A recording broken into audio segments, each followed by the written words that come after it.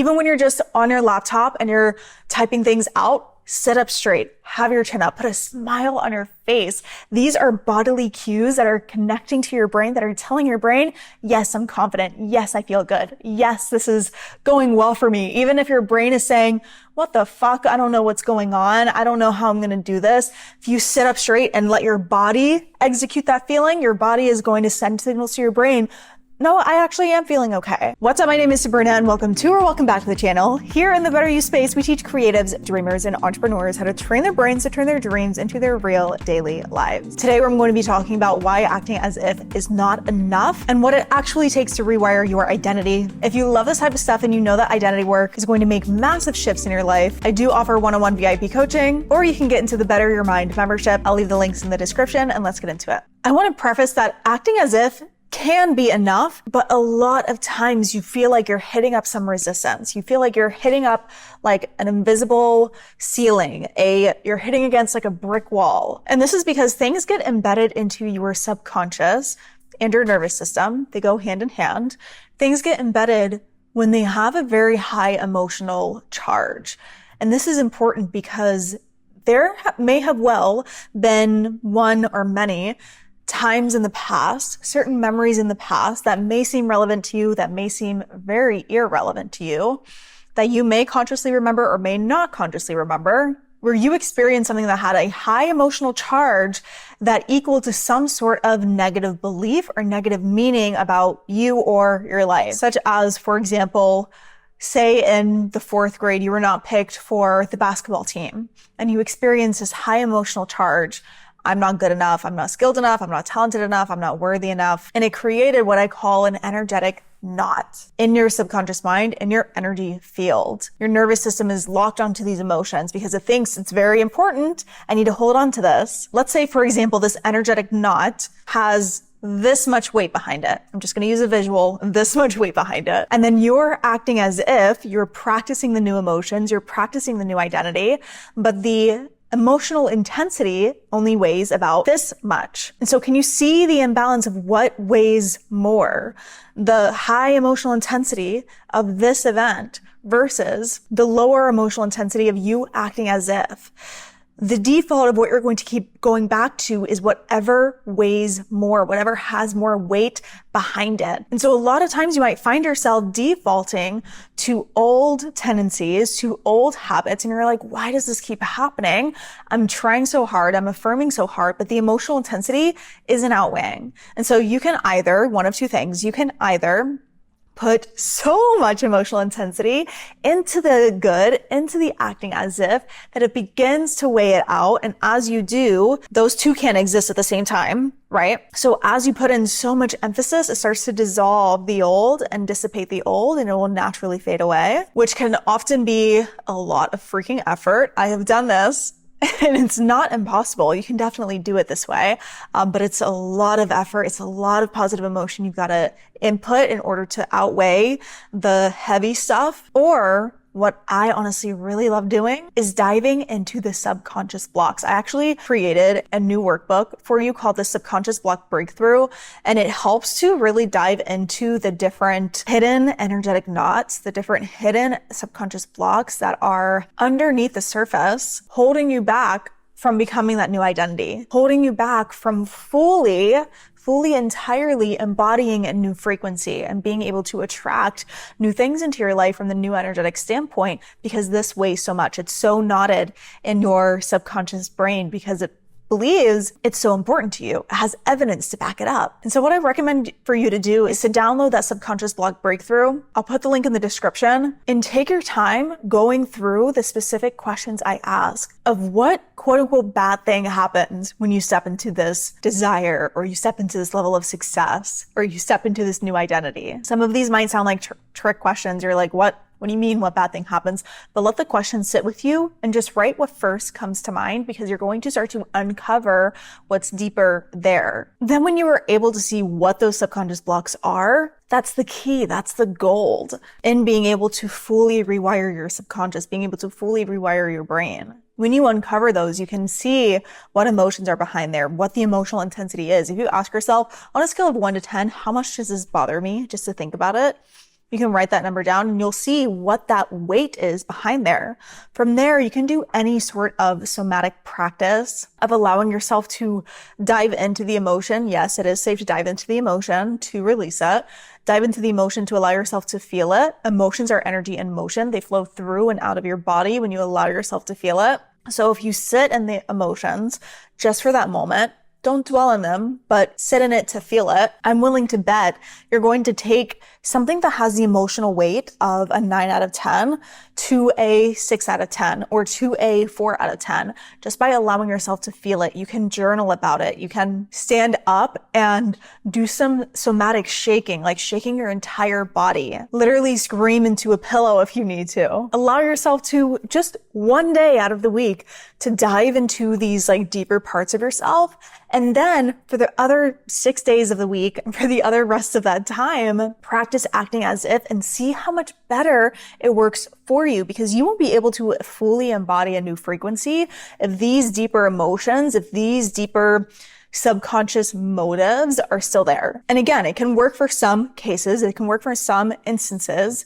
But for those of you when you're acting as if and you still feel like you're being put up against a wall, I'm willing to bet there are many things that are deeper that you need to work through, that you need to uncover. And without hiring a coach to be able to do this with you, if you want to do this just on your own, it's a free workbook that you can download and get into. And then from there, you can see what it is that you need to work through. Now, from that, I want to talk about daily things you need to be doing to make acting as if actually work, because acting as if does work. And it's such a powerful technique, such a powerful way for you to transform your identity, for you to get completely new results out of your life. Because when you practice something and then you practice something and then you practice something, your body is starting to remember new emotions. Your body is starting to remember new habits, new ways of being, new ways of thinking. Your frequency, I want you to think of it like this.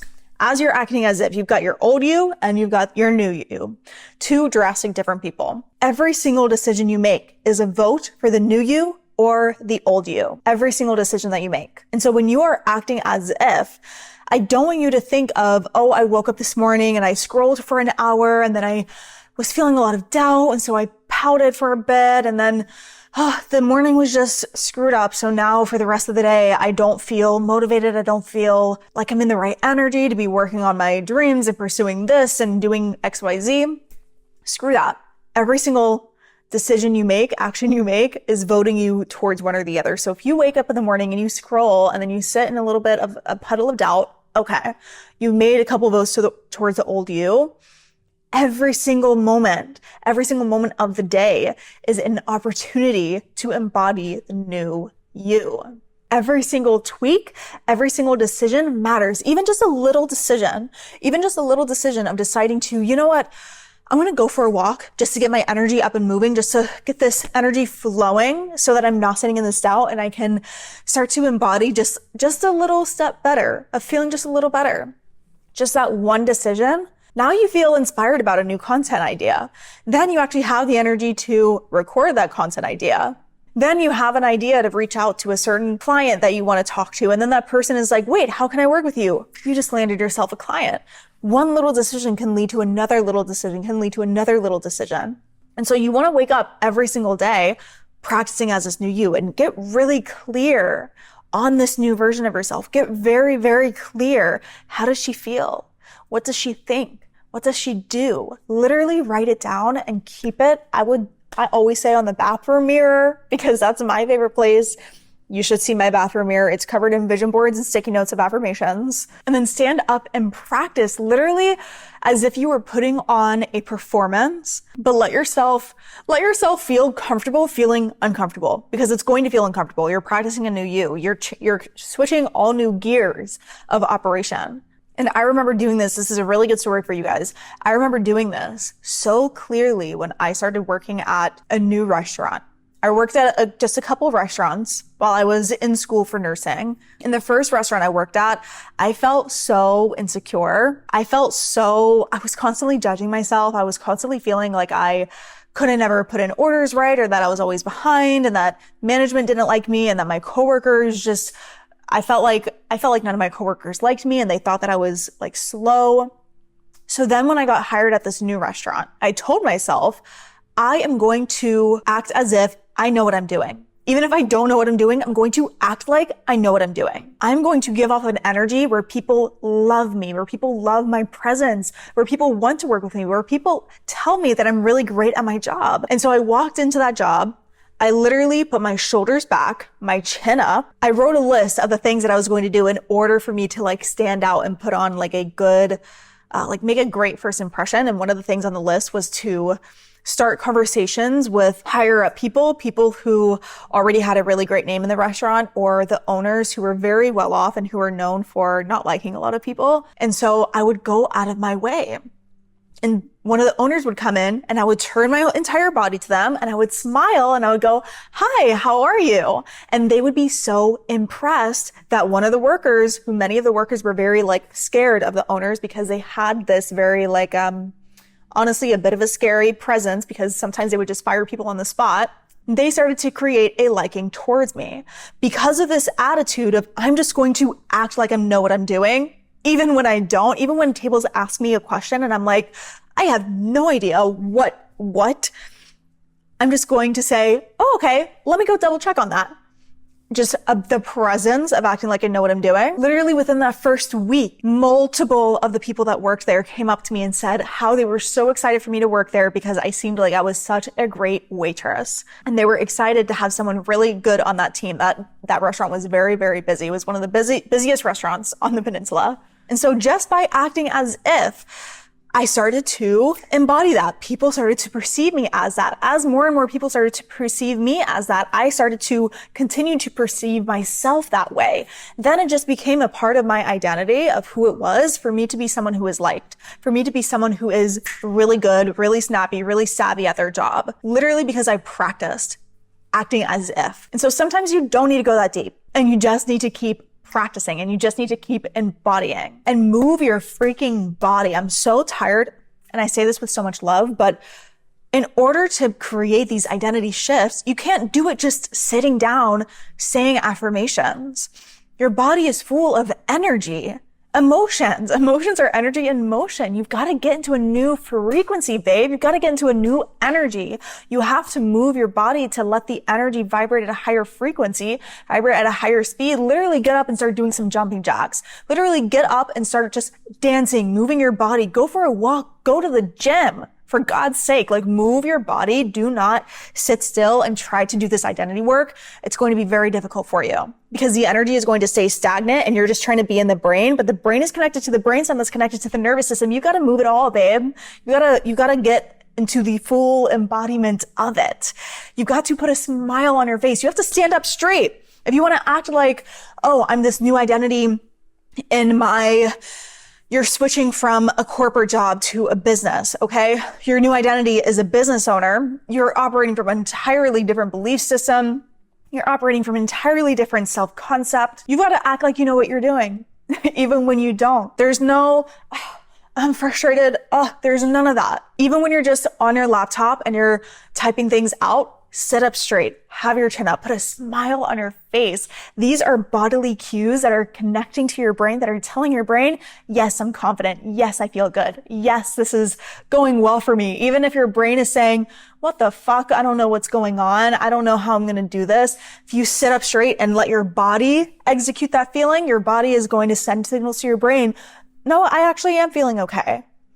Take deep belly breaths, okay? Literally breathe. You can't see my belly right now, but breathe in through your nose. Let your belly extend out. Hold it at the top and then slowly breathe out through your mouth. This is a breathing technique that I use all the time inside of my brain trainings. This is connecting to the vagus nerve inside of your brain, connected to the fear center that tells your brain you have nothing to fear. You are safe. Okay? Let your body tell your brain that you're safe, that you are good, that you are Gucci, that this is the new you, that you feel amazing, that you feel incredible, that you are that bitch, okay? Practice it. And it will be so. Do the deep work, transmute that, and it will be so. It does work. You just got to fully embody that frequency. Don't just stay in here get the full thing going on, okay? I'm saying this with so much love because I know you are so capable of this. If you love this video, give it a thumbs up and send it to a friend. Subscribe if you haven't already and hit the bell button to be notified every time I post a new video, and I will see you in the next one.